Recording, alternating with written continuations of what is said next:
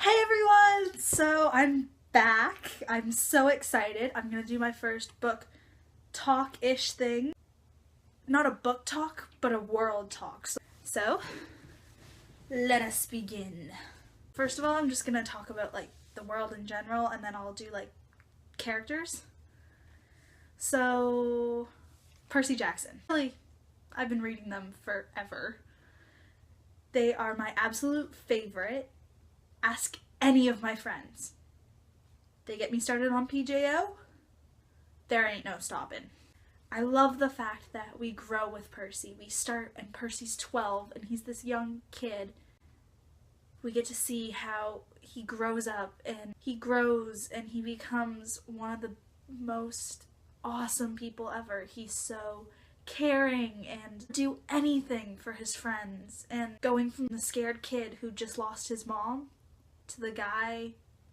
And then I also love the fact that the Olympians are normal, unlike in Hercules where Hades is blue and he's got fire for hair and Zeus is orange. Like, they're all just glowing weird non-human things.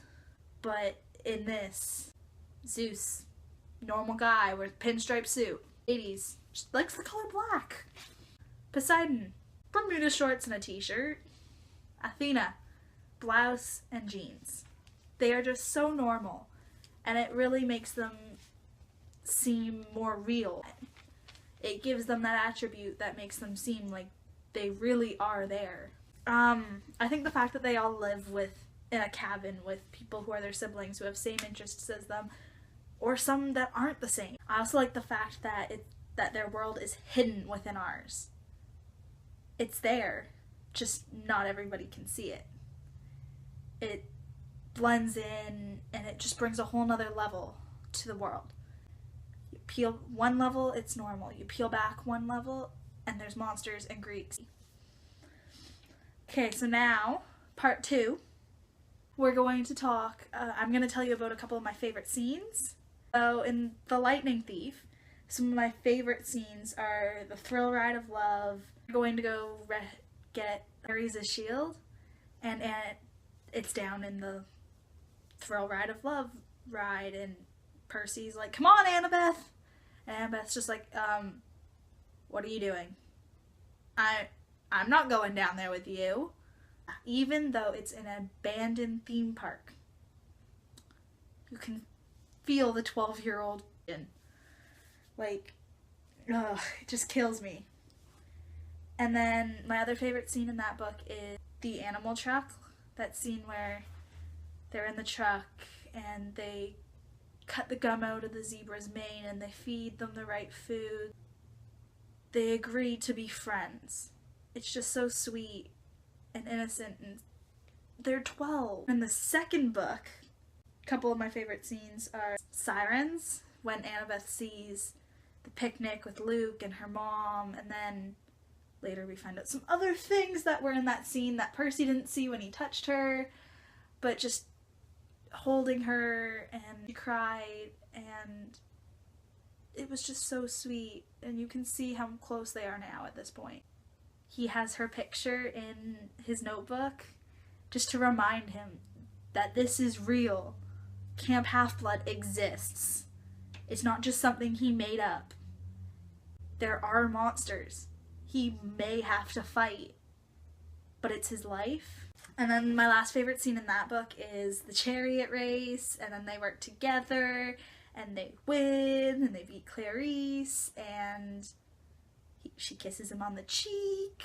Next book, meeting Nico and Bianca is so great. Like, Nico, this little kid.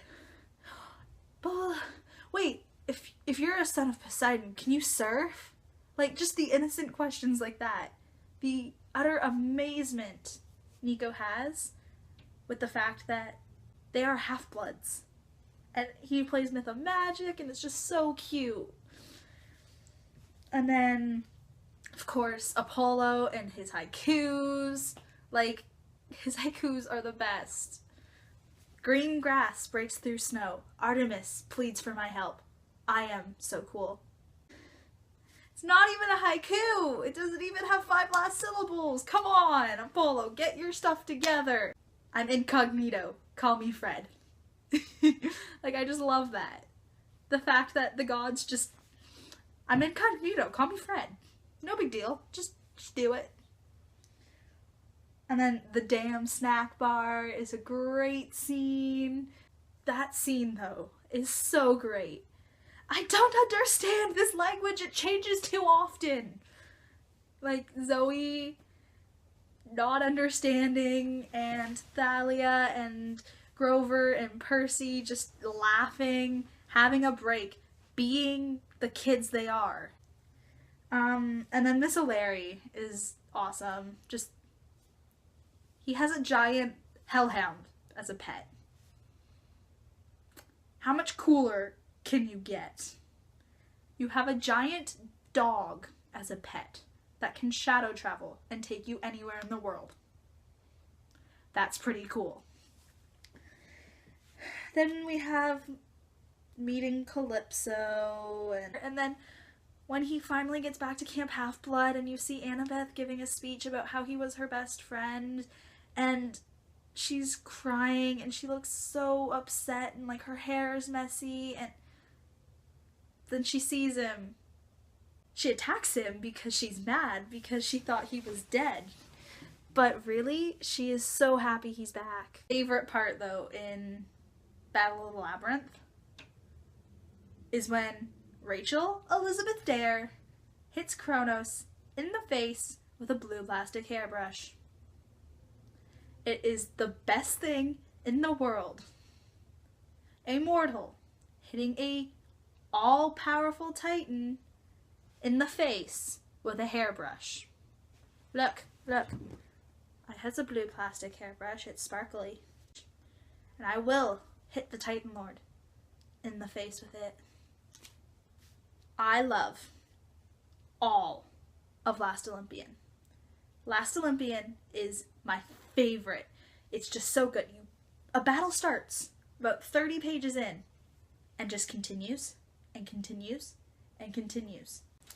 Okay, so my favorite part of this book is the part when Percy takes charge and is the leader he needs to be. All right, I said. We're going to hold Manhattan.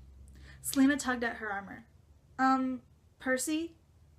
Manhattan is huge. We are going to hold it, I said.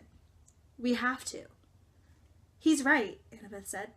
The gods of the wind should keep Kronos' forces away from Olympus by air, so we'll try a ground assault. We have to cut off the entrances to the island. They have boats, Michael Yu pointed out. An electric tingle went down my back. Suddenly I understood Athena's advice. Remember the rivers. I'll take care of the boats, I said. Michael Yu frowned. How? Just leave it to me. We need to guard the bridges and tunnels. Let's assume they'll try a midtown or downtown assault, at least on their first try. That would be the most direct way to the Empire State Building. Michael, take the Apollo cabin to the Williamsburg Bridge. Katie, Demeter's cabin takes the Brooklyn Battery Tunnel. Grow thorn bushes and poison ivy in the tunnel. Do whatever you have to do, but keep them out of there. I was going to talk about where Percy, of course, duh, Annabeth, Grover, Tyson, Nico, Chiron, Sally/Paul/Gabe, the Olympians, and the Titans. So I'm just quickly going to go Percabeth, OTP, my favorite pairing. They are so cute together. They're boyfriend and girlfriend. They're best friends, and they always have each other's back, and that's what a relationship should be. Grover is so sweet. I love him. He's adorable. I'm glad he got to be on the council, and he found Pan, and he completed what he wanted to do with his life. Tyson is so cute. He's like a little baby brother, except for he's big and will crush you by accident hugging you. He's just cute. Nico was a little punk for a while there. I despised him, but now I love him, and there's a pairing that I love that comes about during the Blood of Olympus, and I absolutely adore it. It's my favorite. Chiron is such an awesome mentor, and I just wish he was like my Latin teacher, because Those tournaments sound perf. They sound so great. Sally/Paul/Gabe. Sally is so sweet, and she's like the nicest mom ever.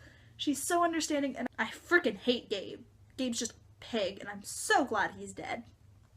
And then Paul is pretty awesome. Like, he got Percy into school, and for someone who had no idea about this world, he's so awesome with it. And yeah. The Olympians I talked about earlier, and then the Titans are just, most of them are bad. But there are the good ones. So that is it. Hope you enjoyed my world talking about the Percy Jackson series. I might do another one with the Heroes of Olympus and basically just talk about Greek versus Roman. But I don't know yet. So, like, comment, subscribe, whatever. Bye guys, see you next time.